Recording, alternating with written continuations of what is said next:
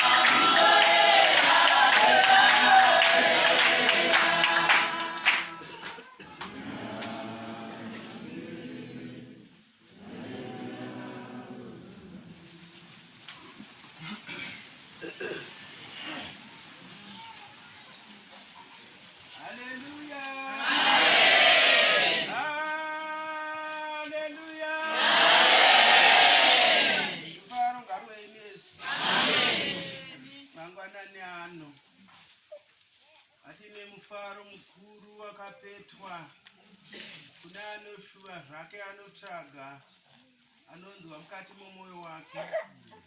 Mundiregererewo ndizvo zvinongoita wakaipawo une hondo yake, unorwawo nomurwisiro wake. Asi zvakadaro hatinete, hatitye, tinongoramba tichingofamba. Paunenge wanzi famba wofamba, pawanzi mira womira, asi usingakanganwi, usingoti Jehovha ndirangarirei. Nguva nenhambo ndezvashe vanoita sekuda kwavo. Chandati ndiregererei izwi, hatigoni handinganzonzwi kuna variko kuna, nokuti rangobvutwawo nomwe mubvutirwowo warakangoitwa. Ini ndine mufaro. Kana ndakatarisa kudai ndozombo ndokandotarisa kuti wauko kumba uko kwangu kunasi ndave pano kumbo kwavangu, nokuti pakanga poshuviwa pano.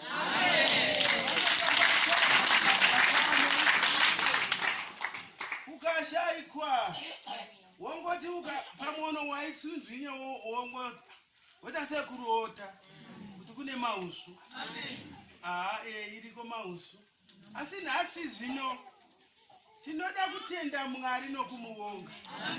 Nechikonzero tave pano. Mumwe nomumwe anzwe mwoyo wake kuuzarura. Mumwe nomumwe anzwe kuzvidemba. Kuzvidemba. Kurasa zvose zvakaremedza, zviriko zvakaremedza moyo uyu. zviriko zvakarwadza mwoyo. Tiriko kunze kwanzi makore 3 nababa. Naika. Makore 3 mwakabatwe umo. Makabatwe. Vakawanda. Taswedera nazo here kuna Mwari. Tauya nazo here. Tikazvireurura. Nemoyo wose zvinobva pamoyo. Kuzvidemba kuzvireurura. Kuti Jehovha ndive mwana wenyu. Sezvandakambosvika pakurasika. Mumakore ane ukoni. Kana nokuda kweukosha kwoutenda. Kana nokuda kworufu. Kana madambudziko. Kana zvimwe zvigozhero. Haleluya. Amen. Zvakarasa mwoyo yevanhu. Haleluya. Toda kungodzoka. Toda kudzoka pamberi paMwari. Nomoyo wose. Aiwa, ureururi vari kumagedhe kanyi. Aiwa, ureururi munhu ari kugedhe. Asi kuti unoreurira Mwari. Unozvidemba kuna Mwari wako. Haikona kuvanza. Ukavanza zvako aiwaka. Chawasiya ichocho chiduku. Chikuru. Iye anenge achingodzi ngirozi navatumwa avasangani nezvakadaro. Vanokuda nezvakanaka. Haleluya. Amen. Kana tiri pano tirerekedze mwoyo yedu kuna Mwari. Tichizvidemba, tichingoshuwa kuti kana nyangwe neshoko evhangeri richinge roparidzwa rotaurwa. Aiwa izvina kuzi kuparidzawo. Ini mwoyo wangu unenge uchingoshuwa kuti kana tanzi tizivaneka ndongoti haleluya haleluya. Ndinokutendai ndinokukwazisai muzita Mambo Jesu ndiri Mbuya Bishop ndinogara basi. Nokuti izvozvo ndizvo zvandakanzwisisa. Kuti ndokuzivana. Kana takuzonotaura kumweko kwenge kwangu pa. Zvinoizvika kutaura kwandiri kuita uko kungofarira. Kungonzwa mufaro. Kunzwa manyukunyuku mukati mwoyo wangu. Ngoshowa kuti Mwari vazvitawo. Mwari vaitawo. Hanzi changamire vakagadzwa pachigaro choutsvene. Hondo dzedenga dzikarumbidza.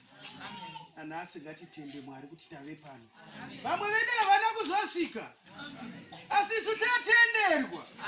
Kuti tisangane kudai. Tichikurukura makundiro atakaita miedzi yatakasangana nayo. Ndosaka taungana kuti tikurukure. Kurukurira hama yako Shamwari. Wakakunda sei? Wakakunda sei? Kumadambudziko wakasangana nawo. Wakaremerwa wakaiwa. Ukakundikana. Asi zvanzi Jehovha Mwari vari pedyo. Varipo. Vanokudaira. Vanokutambira. Kana wataura nokwadi yako pamwoyo pako. Haleluya. Ana vaMwari, ini ndiri kufara ini. Ndinofara nyango zvakadai. Ndinongonzwa mufaro. Ndichigozha zvichirema.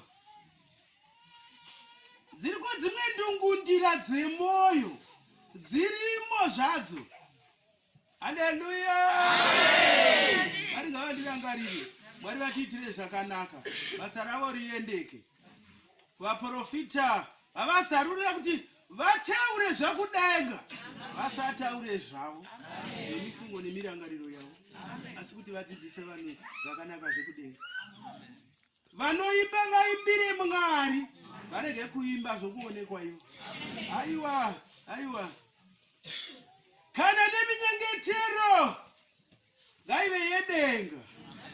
Kuti zarurai denga ngirozi vaburuke vabate nevana vari pano.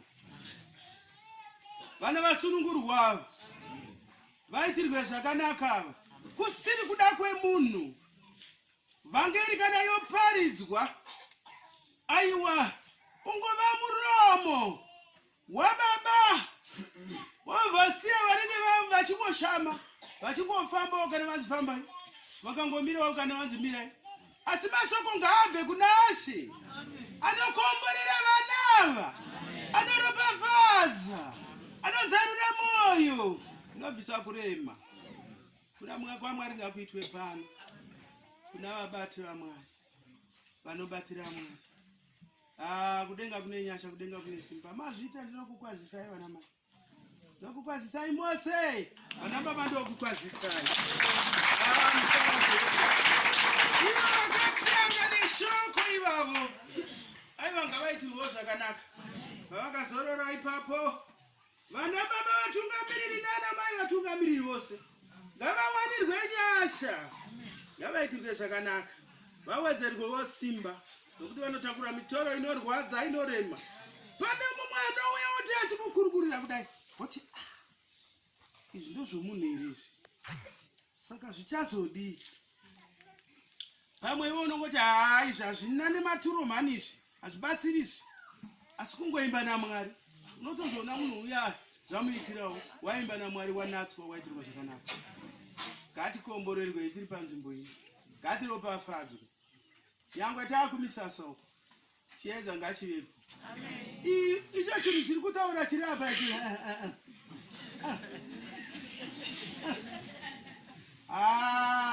Katava uko. Anokanganwa kuti ndakaviri. Amen. Hello. Mwaza kuti yafuteki inotaurwa pano. Mwana mwaza kuti anorwa nokuseri kwamaoko pano. Aiwa, atirevi kuti aparowi. Kana wangomona kuitira zvisati zviri izvo mubate. Inde naye pakawanda.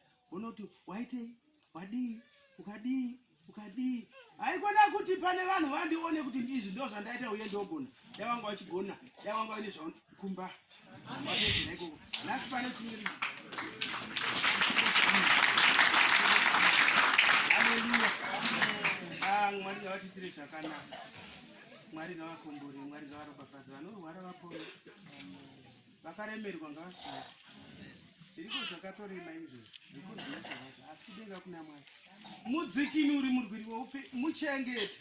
Asi ndinofara. Zvandofara nazvo zvakawanda mufunge. Handinonyanya kufara, zvandofara nazvo zvakawanda. Nyangwe ndikatadza ku. Haleluya.